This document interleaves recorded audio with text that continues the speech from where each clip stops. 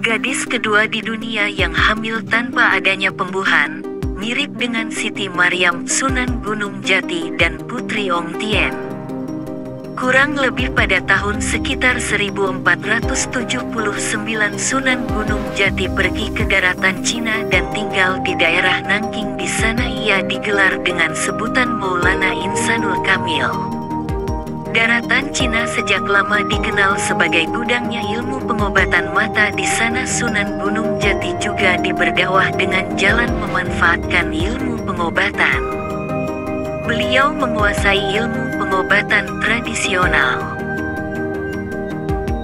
Di samping itu, gerakan fisik dalam ibadah salat sebenarnya merupakan gerakan ringan dari terapi pijat atau akupuntur, terutama bila seseorang mau mendirikan salat dengan baik benar lengkap dengan amalan sunnah dan tumaninahnya, dengan mengajak masyarakat Cina agar tidak makan daging babi yang mengandung cacing pita dan giat mendirikan salat 5 waktu.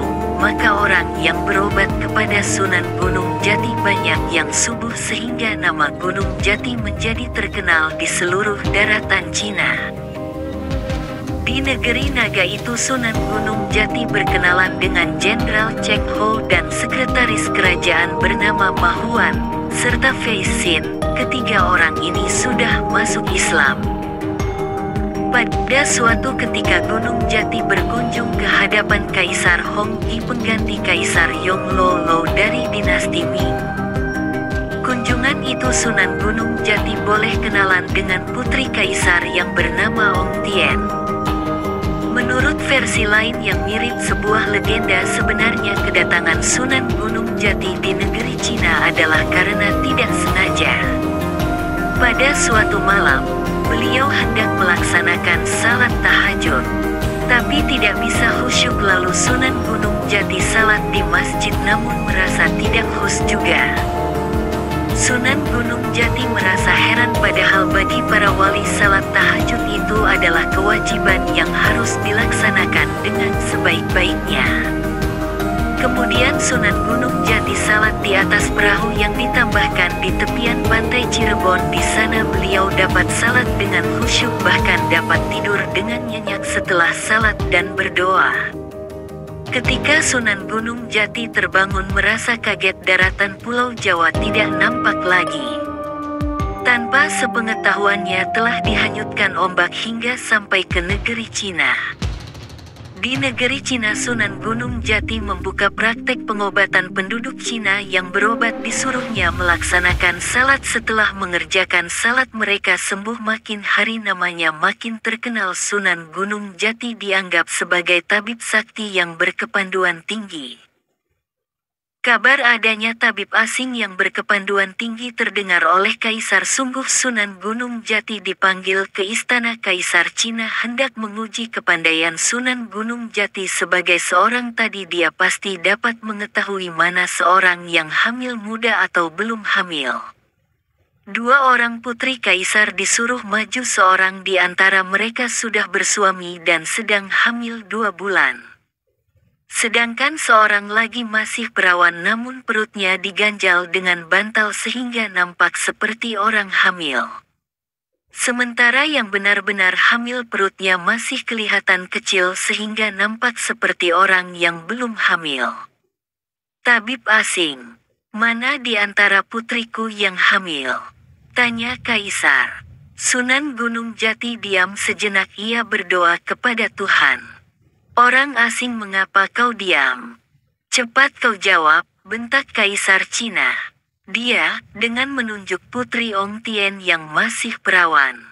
Kaisar tertawa terbahak-bahak mendengar jawaban itu, demikian pula seluruh menteri dan semua orang yang ada di balirung istana Kaisar. Namun tiba-tiba bahwa mereka terhenti karena putri Ong Tien menjerit keras sembari memegang perutnya. "Ayah, saya benar-benar hamil." Maka gemparlah seisi istana. Ternyata bantal di perut putri Ong Tien telah lenyap entah kemana, sementara perut putri yang cantik itu benar-benar membesar seperti orang hamil. Kaisar menjadi murka dengan Gunung Jati diusir dari daratan Cina. Sunan Gunung Jati menurun. Hari itu dia pamit pulang ke Pulau Jawa, namun Putri Ong Tien ternyata terlanjur jatuh cinta kepada Sunan Gunung Jati, maka dia minta kepada ayahnya agar diperbolehkan menyusul Sunan Gunung Jati ke Pulau Jawa. Kaisar Honggi akhirnya mengizinkan putrinya menyusul Sunan Gunung Jati ke Pulau Jawa. Putri Ong Tien dibekali harta benda dan barang-barang berharga lainnya seperti bokor, guci emas dan permata. Putri cantik itu dikawal oleh 3 orang pembesar kerajaan, salah seorangnya ialah Pai Li Bang yang nanti dalam cerita akan menggantikan Arya Damar menjadi penguasa atau adipati di Sriwijaya, dan sejak itu juga nanti akan dikenal sebagai daerah Palembang. Hingga pada tahun 1481 Sunan Gunung Jati dan Putri Cina itu menikah di Cirebon, namun sayangnya pernikahan itu tidak lama karena Putri Ong Tien meninggal pada tahun 1485. Kurang lebih seperti itulah kisah dari Sunan Gunung Jati dan putri dari negeri Cina yang ia nikahi. Jangan lupa lihat juga video sebelumnya di channel Al Maksum yang berjudul Ketika Wali Songo Dicintai Diam-Diam oleh Anak Gurunya. Terima kasih.